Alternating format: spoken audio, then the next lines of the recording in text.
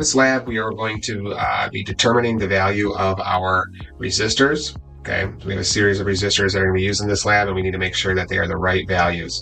So there's two methods that I'm going to show you. One is using the color bands that are located on the resistor itself. The second method is using an actual multimeter. So we're going to start with the first method, which is using the color band codes on there. Now, it is very hard to see what colors those actually are. So what I do is I take my phone, I zoom in on the actual resistor itself, okay, get a nice good picture, okay, then I click. Now I'm able to use that to determine what is the actual color of the resistor. So you can see here now, it is brown, black, orange, and gold, okay.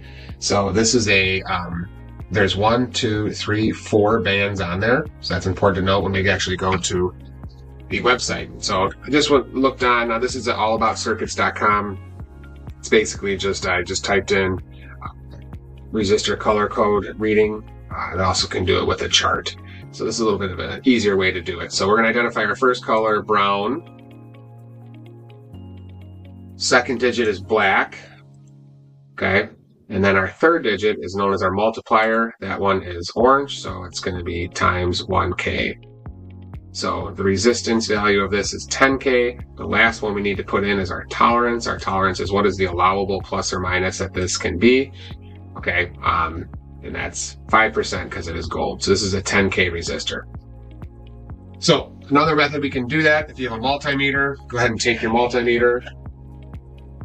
And you're going to set it to that little horseshoe. That is the Greek symbol for ohms or omega.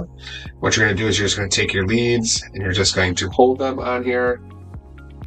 And you see here it is at 9.6, and then at the end it says K ohm, that's kilo ohm. So this is a 10,000 ohm resistor. Okay, so this is the resistor that I'm going to be using. Now, as you go and build the rest of the put the rest of these components on the board, make sure that you're using either the color band method or the multimeter to determine the correct value of the resistor.